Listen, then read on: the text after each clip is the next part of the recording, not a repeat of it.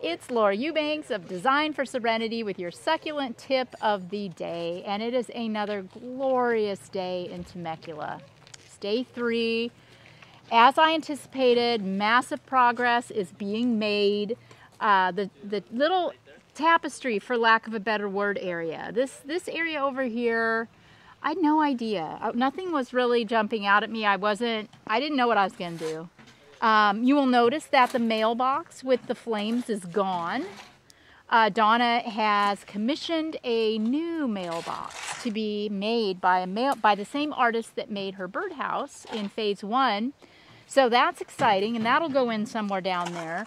But I wasn't worried about it because this comes to me as I go. So we got a delivery today from Waterwise Botanicals of just a few things. Mostly stuff for around the dry stream bed and a couple of foundation plants that I thought looked good.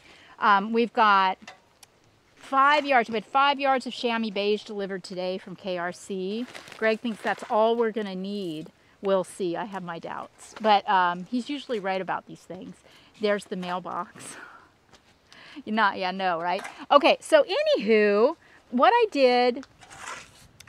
yesterday I had Gordon remove all of the Senecio that was in here, and then I had Greg deal with the irrigation and get it capped or prepared or whatever needed to happen under the ground so that I could begin mounding. And once again, in a video you can't really see the elevations too clearly. Hannah's going to be super helpful and kind of squat down for you, but we raked off all the wood chips from surrounding areas and made a pile of those first, and then threw our amended topsoil on top of that. And I started with the Yucca rostrata Sapphire Skies. This is a baby yucca. Another thing about this area is I didn't want anything columnar that was going to compete with the carving. So I didn't want my Pilos over here. I didn't want the Hercules over here, the Aluauti over here. I want things that are going to stay a little lower profile. Now, obviously, that yucca will in time trunk out, but I think I have it placed far enough away from the meat of the carving that it won't compete visually. So, planted a couple of Alocameronii, and PSA, guys, Waterwise has the 5-gallon Cameronii again. So, run, don't walk. Okay, so the bones are going in over here. Working our way through 3 yards of soil real quick.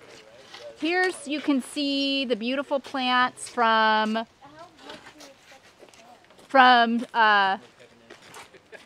sorry, I lost my cameraman. The plants from Caesar have all been offloaded. I got some giant 25-gallon Echinocactus grusonii, the golden barrels. I got a dozen of them. And my Thrascii, Pride and Joy. I got another Yucca rostrata. The Hercules back there is from Waterwise. Got a big Ferox. And of course we have our 3 cycads that we got from Al Klein from Botanic Wonders. Now I will go ahead and write down the names of these cycads in this video description because I can't remember. So I will write them down for you. But they're unusual, and one of them's actually even rare. So this one that Cully has planted, the way we did this, because Al let us know that cycads don't like to be moved, so you have to be, unlike succulents, so we can beat the crap out of them, we had to plant this very carefully. So the suggested way is to stage your can as so in the area where you want your plant. Then cut it out of the can, like so. We used a Sawzall. Remove the can, and then build the soil up around your plant. That way you're not disrupting it at all. So that's what Cully did. And now he is going to do the cycad. Do you remember what this one's called? Is it written on the thing? Oh my God. I don't think so. Is it? Might be written on the thing. No, nowhere. Okay. Encephalartos maybe, but anywho, this one is going to get pretty big. So we wanted to stage it palm adjacent, where it could be with all of its little palmy friends. Feel right at home. and just grow and grow and get as big as it wants without any, do you need clippers? Yeah. No, you got it? Without any restrictions. Oh, look at the base of that. How pretty. Look at that. This is just my I want this one tag. Okay, and then this. Look at that gorgeous thing. Right? Am I right? So, you're witnessing my first cycad.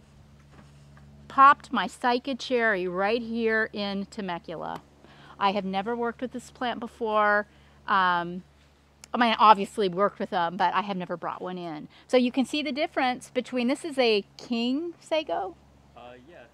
The common, right?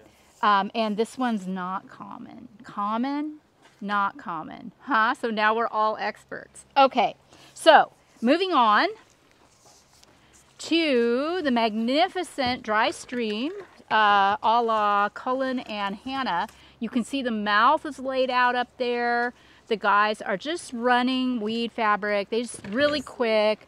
It doesn't need to be perfect. The whole idea behind this is just to keep our river rock from sinking into the ground. So I'm not concerned about it being perfect at all. And then Greg has been over here working out this basin. You all are so cute. One of you said, don't you need a permit for a pond in a front yard that isn't fenced? And yeah, you do. But this isn't going to be a pond. This, as you can see, is just a giant basin that is going to be covered with a grate. And then the fountain will go on top of said grate. Greg has a cinder block down there because we need some extra weight to support the fountain. It's very heavy. How many pounds is that fountain? Like 650 pounds? Probably, I don't know. Yeah, so we need some cinder blocks so it doesn't crash through the plastic grate. And Greg will put his pump down there, his hosing. We have electrical right back there, so that's easy. And you are going to be absolutely in awe of the fountain that we got. So we'll check back in a little bit, and maybe you'll just get to see it.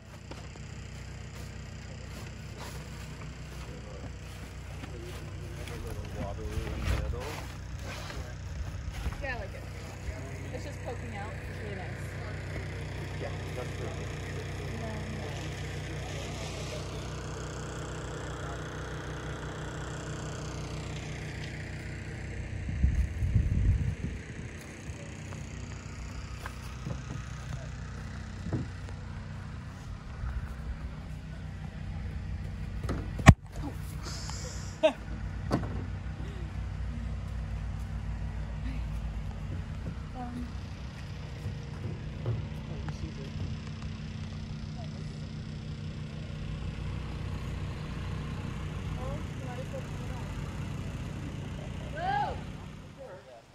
All right, progress with a capital P. Look at our beautiful fountain. This is called Honey Desert Rose Onyx. Desert Rose Onyx. You can see it stands almost 6 feet tall. You will note the beautiful Pringlei staged behind it. We have our Hercules in the ground. We have our Thraskii in the ground. We've also staged the client's 3 vases, 1, 2, 3, loving them. I wasn't sure about them. They were staged together over here, kind of behind the salvia, and but right? I mean, I love them. There is so much depth of field in this installation. It is absolutely breathtaking already, and there is still, you know, obviously a really long way to go, but it is shaping up so beautifully. Oh my goodness. So Greg's gonna bring more boulders. I need at least a dozen down here alone in this front area. And we need more soil because we are going to continue the mounds. Yeah, just building up. you know, kind of connecting the dots here so that this Thrascii is part of the dry stream. And then we're also going to pull more mound, more soil around that giant gorgeous boulder, sago adjacent. What's going behind the mound? And then this area back here, we all pulled together to discuss it because we have so many things we could do back here. You know, obviously the idea is to soften this area up because we just don't want a stream mouth coming out of nowhere. We want it to look, you know, more natural. So we've got this palm and we've got this palm, and they're great. But what do we do here? That's going to give us that softness, but not become problematic with maintenance. In other words, it'll give us instant gratification. So what we decided on, you're just going to have to tune in tomorrow to see. But it's genius, and you're going to love it. So tomorrow, we have tomorrow, Friday, and Saturday. So tomorrow will be Greg running all over the place, getting more soil, getting more boulders. We're going to get, you know, all the planting done. I'm going to have Hannah going to Oasis tomorrow morning to get tapestry plants for my area over there. And then we'll probably rock in the dry stream on Friday. And once these plants all get in the ground, which should happen by lunchtime tomorrow, we can do the irrigation.